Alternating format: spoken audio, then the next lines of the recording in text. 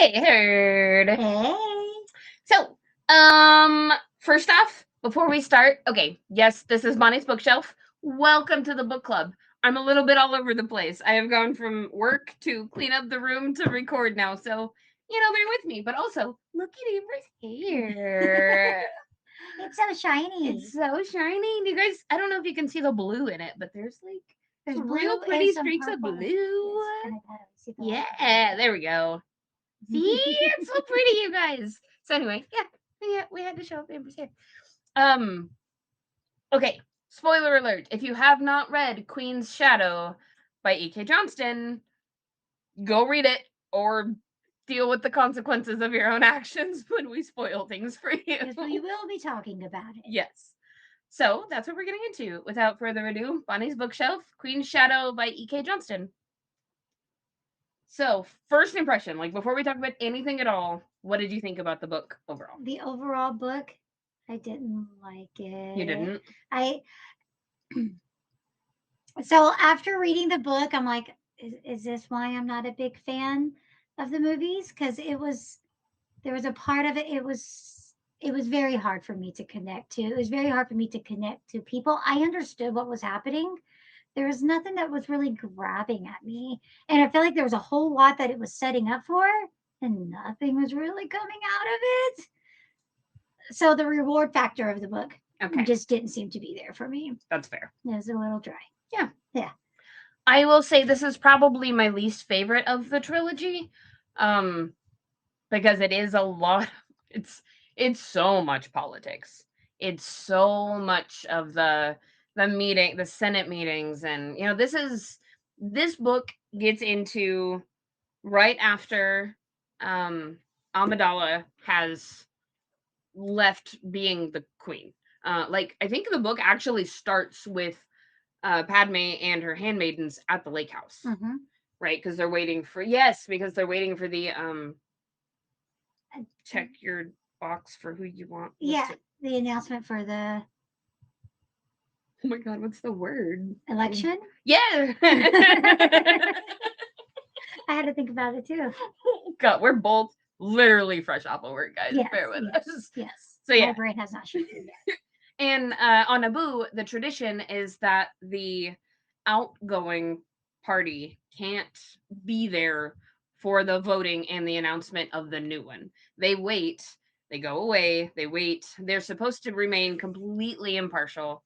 And so that is a good way. It also gave them a chance to relax and just sort of be together again for the first time in a long time. Yeah, and not just be together, but they were talking about their future goals and stuff. What did they want to do, or what were they going to do? This is where we identify that they can, like, one of them can make some kind of thing to help growth and share that with other planets and stuff. The blue algae. There you go. Yes, names are not good, but I remember. Yep. And so, like, this is that. There was also very interesting to listen to the back and forth about Padme running twice and doing that, because during this time frame she really wanted to stick to tradition, and one of the people being elected, that's up for election, had already done it once and is coming back and doing it again. And so this was a new transition for Naboo. Right. And so Padme, there was questions and desire, and Padme said she was pretty certain that she had ran, she would get it again. Right. And she felt very strongly that power is to be passed on. You serve, and then you pass it along so that it doesn't get stale and stuck. Yes. So that the politics are constantly changing with the land that they are ruling. Yeah.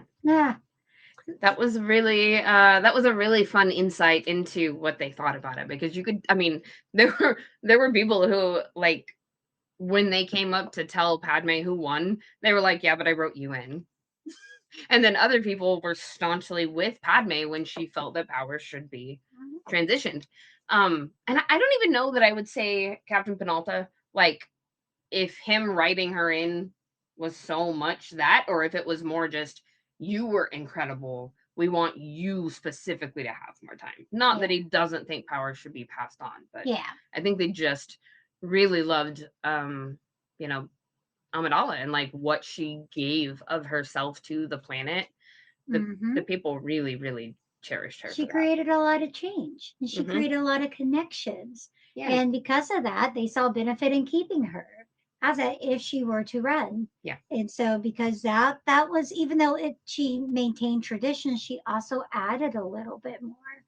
And so she was advanced in that Yeah. area of making those connections. And so I could see why. What would you have done if you were in her shoes?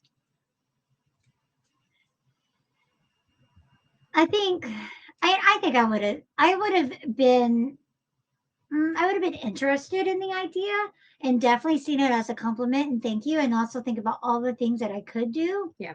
But just because I can doesn't mean I should, right? Right. And I think that that's kind of the way that she had that thought process too. Like, I'm ready to step away. I did all this. I gave this time.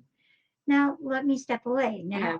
did she know what she'd be stepping into? Oh. No, but the plan was, and I did like this part of the book because it was almost like a farewell transition into this next part that happens Yeah. throughout the rest of the book because you got to hear from all the others, which are pulled back into Which later is in the really book. cool. Yeah, but you got to hear what they were going to do, and you got this idea of what was going to happen and where they were all going to go, and dreams that they had for themselves and for each other that had nothing to do with actually Yeah. the position and the role that they had. And that wasn't something we had gotten to see of them since the very beginning, Mm-hmm. because their own hopes and aspirations and dreams were secondary. Like, they put it all on hold for their planet, as is expected. But this is the first time that they've had a chance to revisit any of that and Yeah. see, like, who am I if I am not a handmaiden? Who am I if I'm not the queen? Right? Mm-hmm. You're talking about that, and I find it so interesting that every one of them decided to keep their handmaiden name.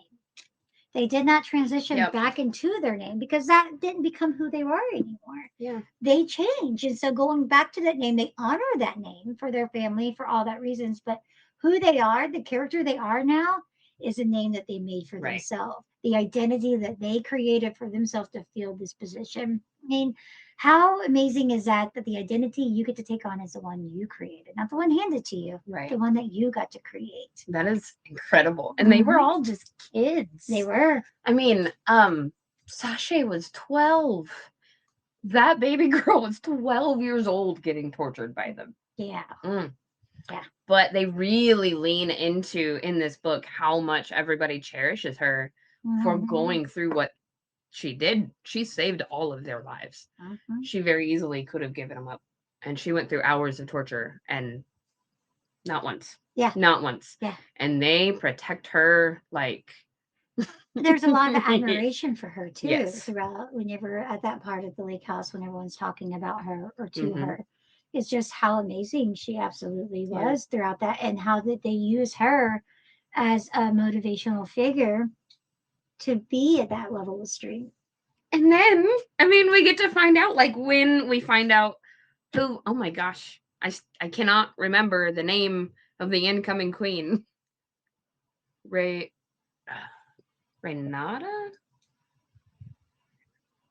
Amber's gonna look it up. I am going to look Okay. it up.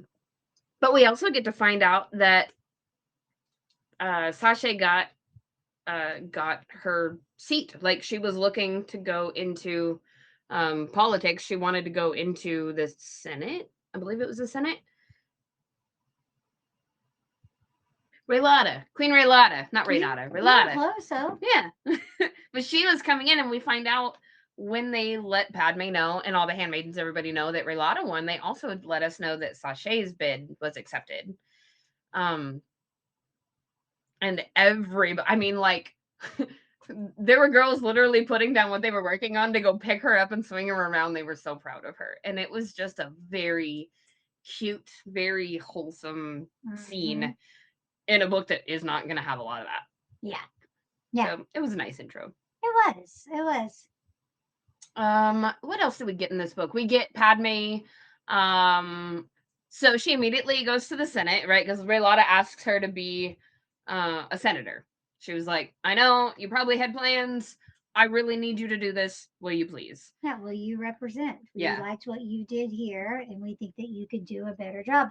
And this has already been kind of put into her mind by Palpatine. Yeah. In a way, because Palpatine has already came and visited her, Mm-hmm. and Palpatine, I believe, mentioned it even to them as a potential. So I found that interesting. I did. He's moving chess pieces around. I picked that up. I know.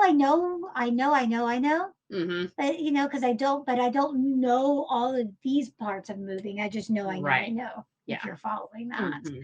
And Sneaky bastard. Yeah, so I'm like, something's happening. Yep.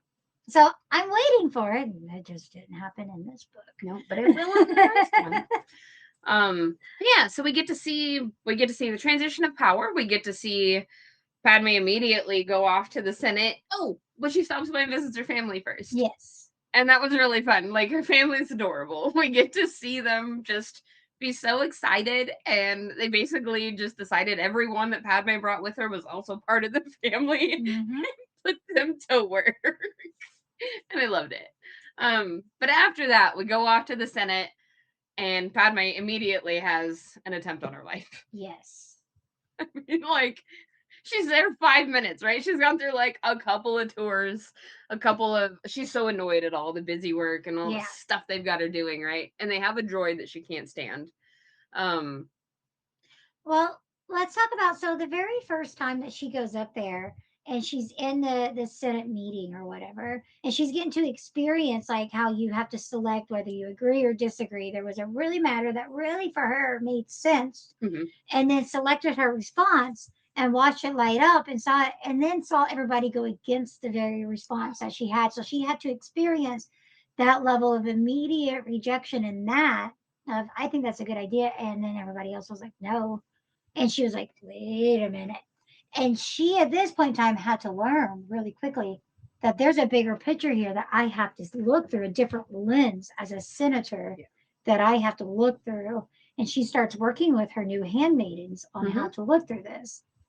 And the new handmaidens are interesting. I don't connect with them as well as I did the original. I agree.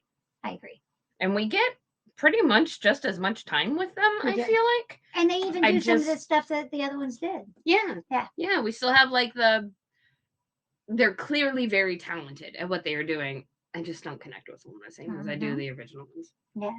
But then we have I don't know if we want to call it a murder bot. I don't think it's really a murder bot, but the droid that she had. It didn't mean to be a murder bot. But it was reprogrammed to be a murder bot. It was reprogrammed. So I was like, it did mean it in the sense it didn't. Was it? But the intentions, he was very much following directives. Yep. So she knew something was off with this droid already. She had mentioned like something fell off, and that day that the droid saying that she had a meeting with somebody that was unscheduled at like 5 p.m. Before this, back 1 second before that, she mentioned how she had put in requests to repair this droid several times. Yes, and they were like, nothing's wrong with it. Yeah. So already something, right? Red flags happening. Yeah. Yeah. So then the droid kept telling her about this meeting that she knew nothing about. No one else quite understood. So they went ahead and they followed this meeting. The handmaiden dressed as Amidala, as Padme, and Padme dressed as a handmaiden throughout this because they felt that something seemed sketchy. Right. And so they needed to be prepared. So they go down to this secret level or whatever that they're down in it's the lower levels where like it's like the boilers and like stuff that lives in the very bottom of giant buildings. And I remember her questioning, like, do you guys normally give senators tours of the lower levels? Yeah. And she even questioned, are you sure this is where we're supposed to be going? And kept asking the droid this. So her and her handmaiden and the droid, they get down there. The droid is very adamant. They get down there, and then she comes across. Before that, doesn't the droid, his voice starts glitching or something, right? Like something weird happens with it's not like a big thing, but it is another like, oh, something's going on with this because like its voice was glitching and changing tones. Something happened, yes. Yeah. And then she ran into Bail Organa. And she immediately is like, what are you doing down here? And he's like, what are you doing down here? this building is scheduled for like there's gonna be a bomb go off. Yeah. He was like, this is being scheduled for like, It's getting demolished. yeah, what are you doing down here? Yeah. She was like, my droid said that I had to be here because I had a very important tour that had to be done. Yeah. He's like, no one's here. You need to get out of here. Yeah. So He was like, it's gonna explode, please leave. yeah. And he put in a request to have the droid fixed. Through his people. Yeah. Because he worked with a different group of people and had different people look at the droid than the people who had through the Senate. Yep. And so then they were like, yeah, no, somebody has definitely messed with this droid. We're very glad you didn't get murder botted. Mm-hmm. But she then is very distrustful of Bale for quite a while. Yeah. So it's a long time. It's towards like the middle to end of the book before she realizes she can trust him. Mm-hmm. And she's just like, okay, yeah, but why was he dead? Like, this is really this is, weird. Were you part of this? Was this Yeah. all part of the scheme? This is really where Padme's mind starts shifting, because instead of allowing fear to become part of it and saying, oh no, I'm not safe, it's how can I create safety in this? Yeah. And what do I need to do to overcome all of this? Because I'm not going to let them have this power. Right. And so how do I shift my mindset to be a part of this? How do I make myself more known? Because this thread of my life is supposed to be there. I'm not going to be supposed to be showing up. And didn't they have like a ball or some kind of meeting or something that she then went to shortly after that? And it was a ball, and she had to deal with that. The one really annoying senator. His name starts with a C. He was incredibly annoying. Drove her crazy. You remember who I'm talking about? He was like young. He ended up going in with the banking plan. Later on, you find out like he's actually pretty okay. Like he ends up working with them, to help, like save people and rescue people from. There was an aqueduct that it went down. And that, okay, I'm not going to tell you the entire plot of the whole book, but there was an aqueduct, it went down, there was a water shortage, all of the farms and plants that were farming the blue algae were affected because they didn't have any water, and then other places were like literally flooding and drowning and they had to evacuate, and that was the thing that Padme was in the Senate for, voting on, that she voted for and other people voted against, was help to get all these people off the planet and help to repair their aqueduct. All of that to say, she ended up having to work with a group of people that included Bail Organa, Mon Mothma, and whatever the hell this guy's name was. He was a very annoying senator who tried to kiss Padme and she got really mad. She was like, that is not what this is. I remember that now because she was just like being friends. Yeah. And then and he totally got the wrong idea and tried to kiss her, and then he got mad. Surprise. He got mad when she was like, we're colleagues, but we're friends. What are you doing? No. But it came around. It ended up being okay. Clovis. Senator Clovis. He ended up financing and finding a way to finance a lot of this rescue operation. So, yeah. So throughout the book, it really builds upon her character of how to really start going from one Naboo and how to think larger. There was a lot of people that really thought that how can one who cared so much for her people from Naboo think outside of just Naboo? And so she was challenged a whole lot and had to really give up and back away some values that she had for her own planet to show that she can consider all people and all planets as a senator should in her mind. And so this is where she really started questioning her values and what they were and how, because I told you we told you she has to shift her brain here from thinking about this way to this way, and how can I overcome this? And this was part of it, readdressing values, reassetting values to match the situation she's in and the expectations she's in, while still holding true in her heart what she really truly desires, which was really interesting to watch. And so she never compromises herself. No. She compromises on situations. When she learns to work with other people very, very well. And how to kind of get around a lot of bullshit. but she never compromises who she is. Yeah. And I really like that. I also really loved all the little nods to her meeting Anakin for the first time. You know, she mentioned once or twice, like, she was thinking about that little boy who mistook her for an angel, wanting to find his mom. You know, like, it was little small parts of the book, but I really did like how they just showed so much of her humanity. Yeah. Yeah. I was really hoping that I would see him in this book. Me too. Yeah, and I did not, although there was one I had questioned. So whenever her first handmaiden, the one who went to Tatooine. Sabe.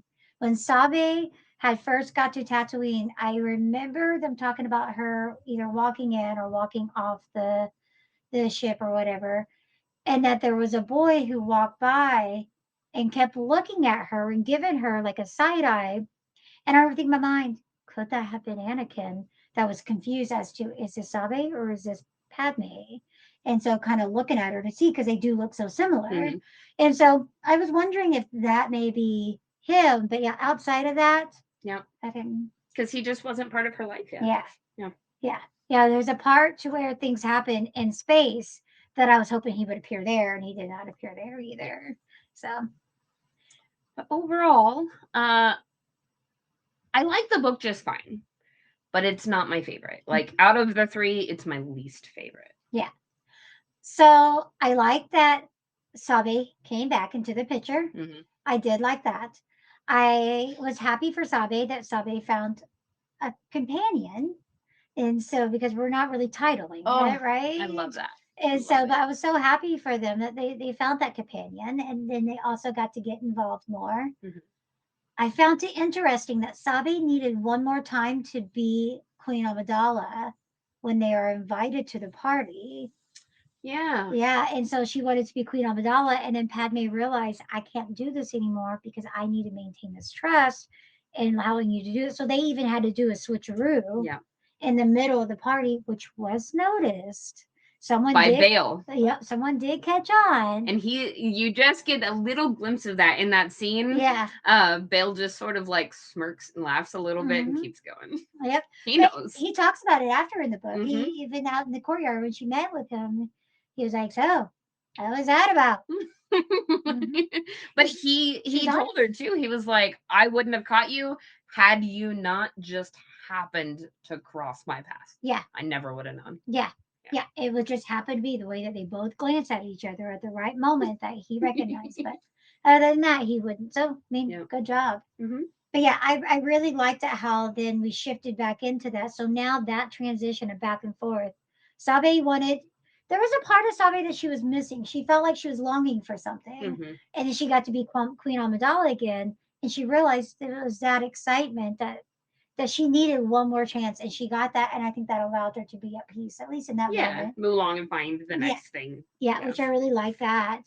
I did also like the space fight scene. So we have the scene. One thing that again, so Padme realized that they were not going to choose to save a planet. Like this became a thing. Like a planet's a planet. There's tons of them. If one gets demolished or taken over by the pirates, and then allow it to be whatever that might be. And so she came and she figured out and worked really hard to find a way to be able to present a solution to address overall problem with the pirates. Yeah. And how to do this. And so, and in that result created them all this. Well, there was something, what was it, that party that they went to where all the senators were were there? Were all in space? I don't remember where they were leaving, but they at one time maybe they called it an emergency senator meeting. Maybe that was it. Because they believe, I don't remember. It's kind of starting to run together with the other book. And I haven't read the other book. Yeah. So they believed that people knew. So they had to have known because they believed that the people were waiting for them in the right place and the right time. So when they appeared, boom, there was the pirates and they were ambushed, right? And Jedis were there. This is why I hope that I could see Anakin because Jedis were there. Let's cross the fingers it didn't happen. But so this was a very, but the way the fight took out, the way that Padme came about it and handled it all, and then went in the back to tell the senators, hey, this is what happened, but don't you worry, I got it all. Yeah. You Got know, it covered. Our girl is a badass. she is. She is. So I really like that aspect of it and just how confident she was to stay up there in the battlefield. She didn't go hide. She was right there in the front line up there with them, watching the ship take I guess we call it a ship. I don't think call it a ship. I don't know what to call it. Don't judge me. Ship works. Okay, cool. Spaceship. Oh, that's right. Yeah. Okay. So when I said it, my brain pictured a cruise ship, and all of a sudden I'm like, wait a No, minute. we call spaceships spaceships. That's not right. Spaceship, yeah.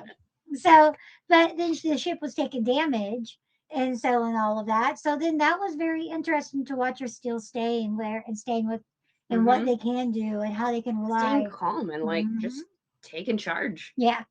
So I really like that. I mean, I like that. The book itself was really slow, but I like that.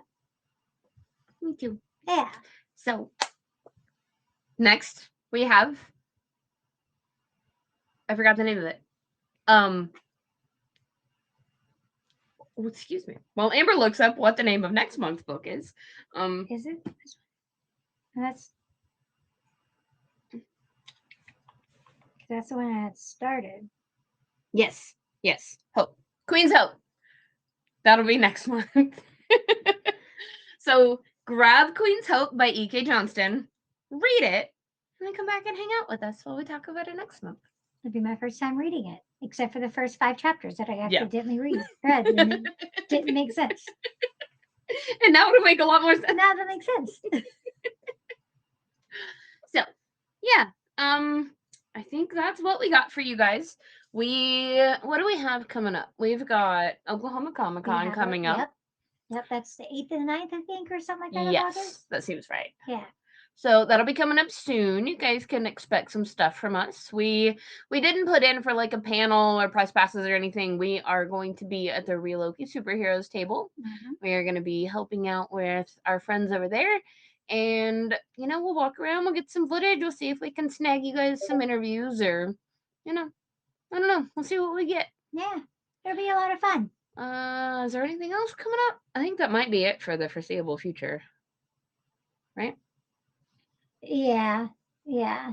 It might be it. I mean, there's other Comic Cons that's happening, but for us, I think that might be it. Yeah. And then, like we usually put in for the smaller conventions, we really like the LibCon in Stillwater. Didn't make it up to Jomo, but Amber did go to Jomo last. I did. Do you want to talk a little bit about that? So it was really good. It was at the Expo Center at the mall in Joplin. And so I didn't really meet a whole lot of the authors that were there this time, but I did get to talk to a lot of the artists that were there. And so I see some amazing work. Crocheting was a big thing. I saw a lot of crochet things, and so I really like that. There were some really great snacks. It was Snacks. really, oh yeah, there were some booths that had some snacks and some coffee. So the growth of JomoCon has really to think. If you don't know, years ago JomoCon started in Joplin, Missouri, and on the main street in 2 separate buildings where you had to go outside and walk. And then we went to the library, and now they are in the mall. And so it really has expanded into a 2-day con that is just a lot of fun to engage in. It's a lot of more of like what people are making themselves and bringing it to the booth, as much as there is celebrities. But you get to really support local artists and local creators and stuff like that that's there. And that was a lot of fun to see. Yeah. Yeah. Do you have any pictures of you from the con? Can we post up a picture or something? I have pictures from the booth. Okay. That we had, but I don't really have pictures of like walking around in the other booth. I didn't think about that. I apologize. Yeah, we'll throw up some pictures. I'll get used to being part of this too. Yeah. I mean, it's still new. We should put in for JomoCon next year. Okay. That'll be fun. Yeah. At least like a 1-day thing or something like that to try to go through. Yeah, I think if we do that, I think a 1-day would be. That'd be perfect. Yeah. Cool. I like it. So, yeah. Yeah. I think that's all we got for you guys. So, may the force be with you. Always.